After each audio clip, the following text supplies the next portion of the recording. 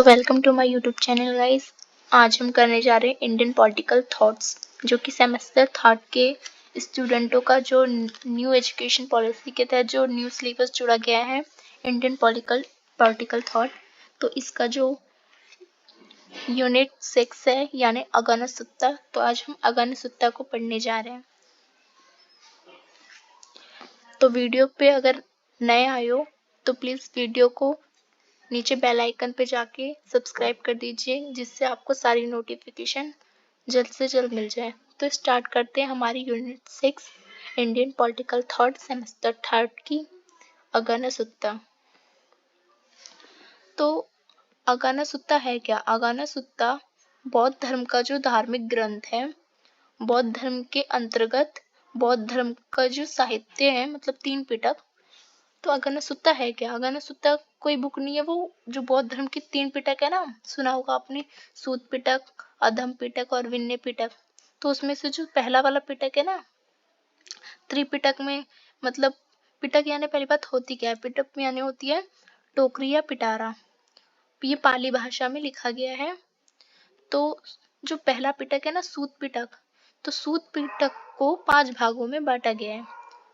अंगुत्तर निकाय, संयुक्त निकाय, खुद्दक निकाय, मंजिम निकाय और दीर्घ निकाय।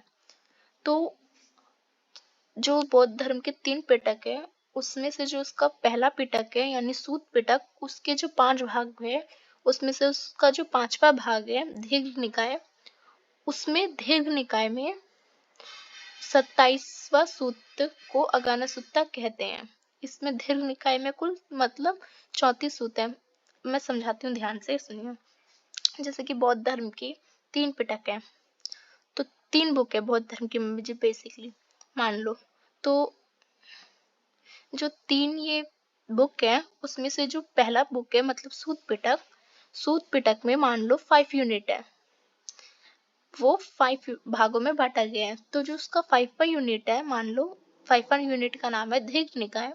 तो इस 5 यूनिट में 34 चैप्टर है, तो उसमें से जो 27वां चैप्टर हुआ ना, तो वो अगाना सुत्ता है इजी भाषा में। तो दीर्घ निकाय को सबसे बड़ा निकाय कहते हैं।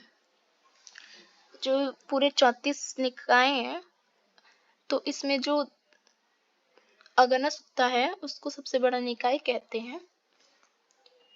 तो जानते हैं अगना सुत्ता को क्यों पढ़ा जाता है इंडियन पॉलिटिकल थॉट में। अगना सुत्ता के जो अंतर्गत क्या बातें की गई है, तो अगना सुत्ता के अंतर्गत जो गौतम बुद्ध है, उनके द्वारा जो उपदेश दिए गए थे, उसका वर्णन किया गया है अगना सुत्ता में। तो आप गौतम बुद्ध को तो जानते होंगे, बौद्ध धर्म के जो संस्थापक थे। तो उन्होंने जो उपदेश दिए थे उसका ही वर्णन किया गया है उस अगना सुत्ता में। तो गौतम बुद्ध के जो साहित्य थे, उसमें क्या की गई है, 4 आर्य सत्य की बात गई है और अष्टांगिक मार्ग की बात की गई है। तो 4 आर्य सत्य क्या है अगना सुत्ता के अनुसार? पूरा संसार दुख से भरा है, ये बहुत कहते हैं अगाना सुत्ता में। तो 4 जो आर्य सत्य है वो क्या है? पहला सत्य है कि दुख, दूसरा है दुख का कारण, तीसरा है दुख के समुदय यानी निरोध, चौथा है दुख का निवारण। यानी वो कहते हैं संसार पूरा दुख से भरा है। क्यों भरा है? क्योंकि दुख है, दुख का कारण है, दुख का। तो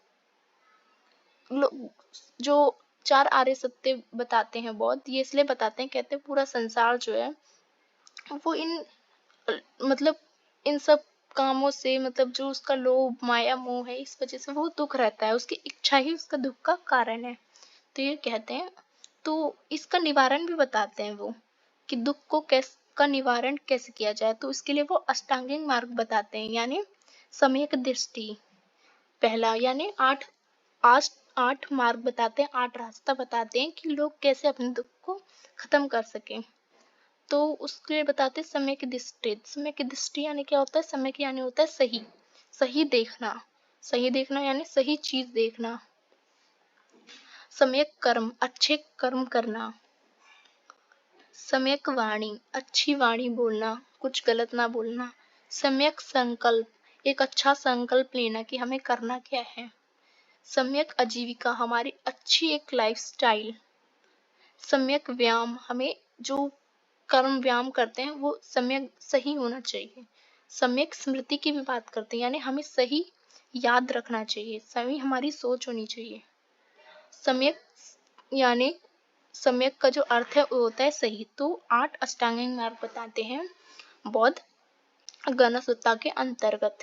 तो आपने पहला चीज देख लिया, अगना सुत्ता में क्या कहा गया है। अगना सुत्ता में कहा गया है अष्टांगिक मार्ग और दुख के कारण क्या है इसके बारे में बताया गया है।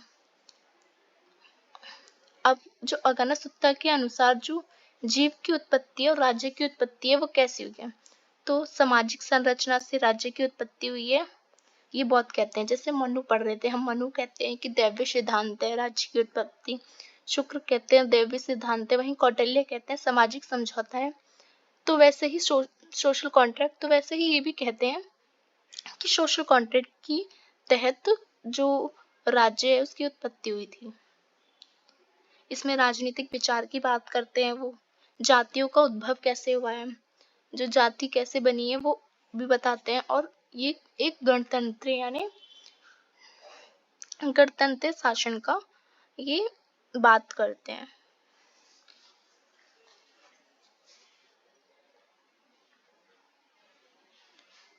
तो अगाना सुत्ता के अंतर्गत जो बुद्ध के उपदेश जो उन्होंने 2 ब्राह्मण को दिए हैं वो है, मतलब अगाना सुत्ता में जो उपदेश किसको दे रहे हैं, वो 2 ब्राह्मण को दे रहे हैं। ब्राह्मण कौन थे, ऋषि वशिष्ठ और ऋषि भारद्वाज। आपने सुना होगा ऋषि वशिष्ठ सप्तऋषि में मतलब ऋषि भारद्वाज।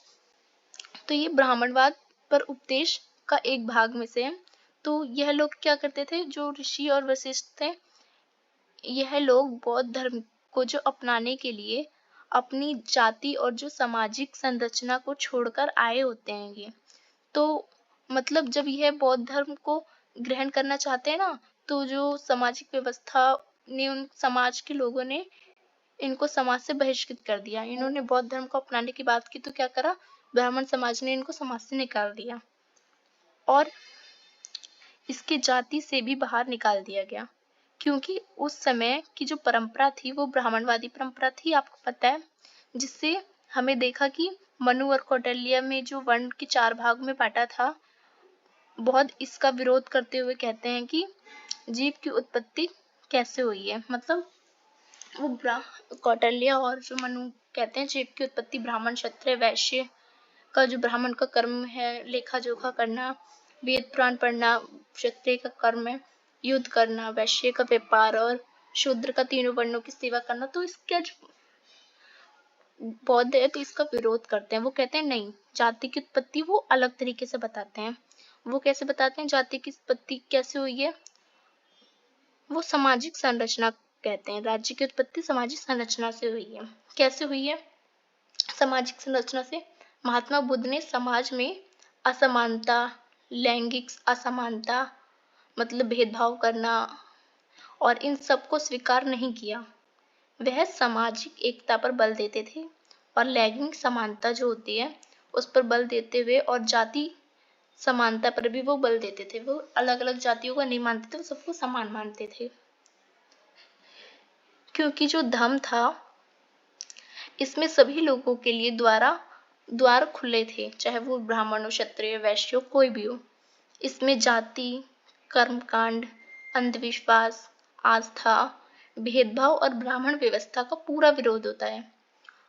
और विचार प्रस्तुत करते हुए बुद्ध कहते हैं कि लोगों का मूल्यांकन धर्म, वर्ण, जाति व्यवस्था पर नहीं किया जाना चाहिए, बल्कि उनके जो कर्म है उन पर करना चाहिए। मतलब बुद्ध कहते हैं जन्म आधारित लोगों को नहीं देखना चाहिए। कैसे देखना चाहिए, कर्म आधारित। वो जन्म से अगर ब्राह्मण में पैदा हुआ है या शूद्र में पैदा हुआ है तो उसको उस आधार पे नहीं देना चाहिए, वो अभी क्या कर्म कर रहा है उसके आधार पे उसे मापना चाहिए। तो कुछ थिंकर्स की जान लेते हैं पॉइंट ऑफ व्यू।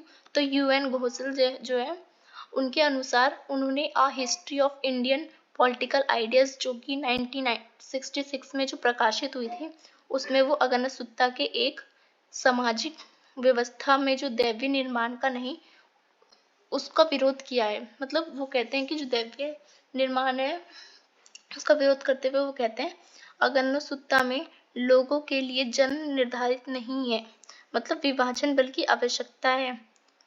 मतलब इसमें जाति की वो आवश्यकता मानते हैं। सुविधा और कर्म पर आधारित सामाजिक व्यवस्था को वो बताते हैं।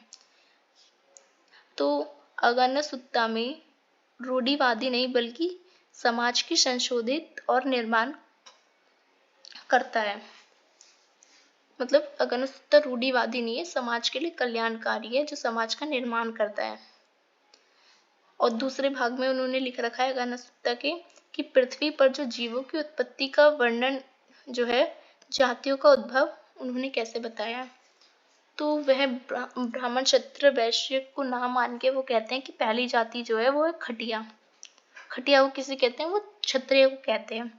चावल की खेती की वजह से क्या हुआ था, राज्य की उत्पत्ति हुई थी। पहले क्या मानते थे, चावल की खेती हुई तो लोगों में बंटवारा लेने की भावना, अराजकता फैली। तो इसको खत्म करने के लिए सारे लोगों ने मिलके एक जाति का निर्माण किया जिसे खटिया कहते हैं, जो कि क्षत्रिय था। वो लोगों को समान, जो मतलब खेत वगैरह जितने भी संसाधन है वो समान बांटता था और लोगों की रक्षा करता था, इसलिए खटिया का जाति का उत्पन्न किया गया। और दूसरी जाति वो बताते हैं ब्राह्मण। तीसरा वो वैश्य बताते हैं। वैश्य किसको कहते हैं, वैश्य को। शूद्र वो कहते हैं शूद्र को। और पांचवे कहते हैं वो तपस्वी। तो खटिया जाति के बारे में जान लेते हैं।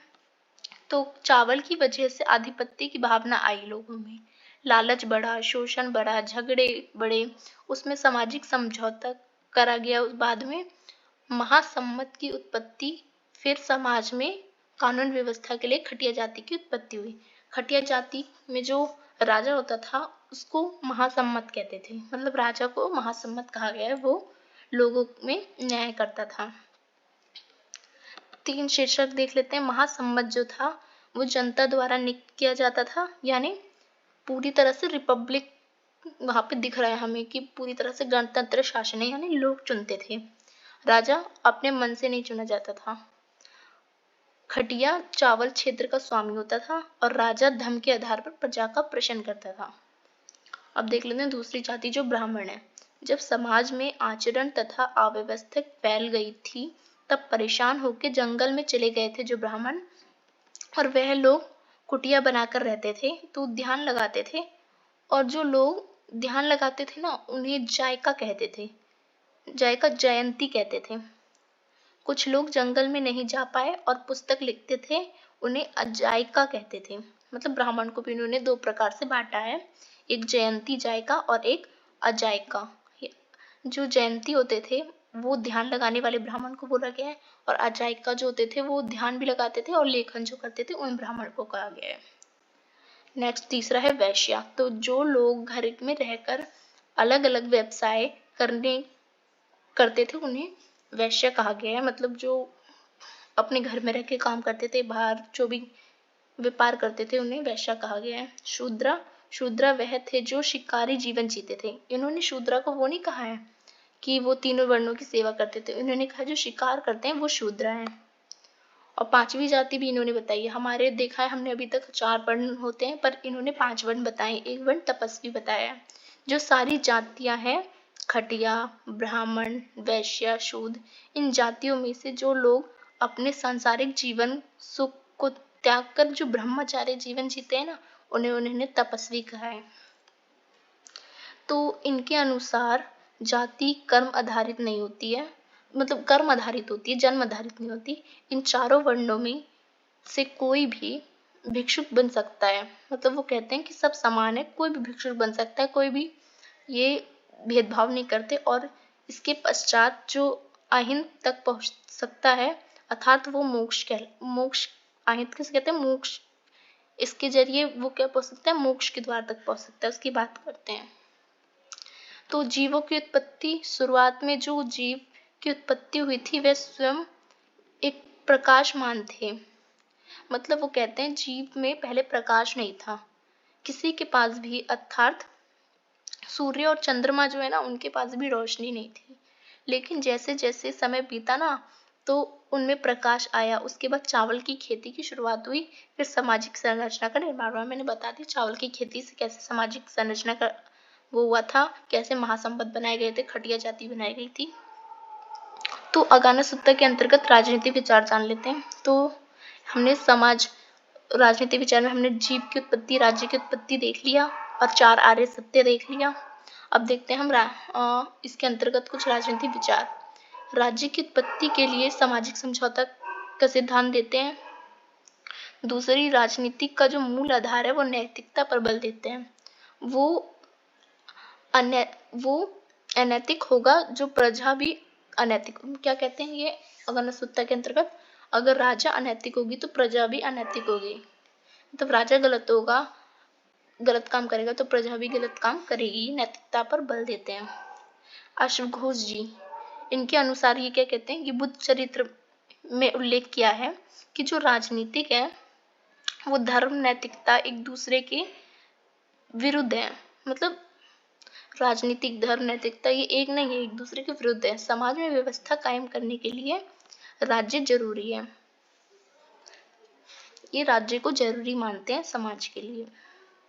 तो अगाना सुत्ता में जो राजा के लिए कहा गया है कि वो धर्म परम पर रंजती वे राजा, धम परम रजंती तराजा, अर्थात जो राजा वह धर्म के आधार पर प्रजा को प्रसन्न करे, कानून का निर्माण करे, इच्छा आधारित होगा, वही सही राजा होगा। अगाना सुत्ता के अंतर्गत राजा के लिए कहा गया है कि राजा मतलब राजा जो धर्म को मानेगा, प्रजा को प्रसन्न करेगा, वही अच्छा राजा होगा। तो शासन के घटक देख लेते हैं। इसके अंतर्गत 7 घटकों की बात की गई है। जैसे कि हमने पढ़ा था राज्य के सप्त सिद्धांत होते हैं। तो ये सप्त सिद्धांत तो नहीं है, बट ये भी राजा के घटक है। जैसे कि चक्र खजाना, चक्रवर्ती राजा, यह नियंत्रण और संप्रभुता पति के संपूर्ण के लिए होगा। संप्रभुता, इस कितने खजाने की बात कही? 7। तो चक्र खजाना हो गया, हाथी खजाना हो गया, हाथी जो होते हैं, अश्व खजाना, घोड़े, पार्षद खजाना, स्त्री खजाना, स्त्री को भी इन्होंने महत्वपूर्ण भूमिका दी है, मणि खजाना, क्षेत्र प्रशासन खजाना।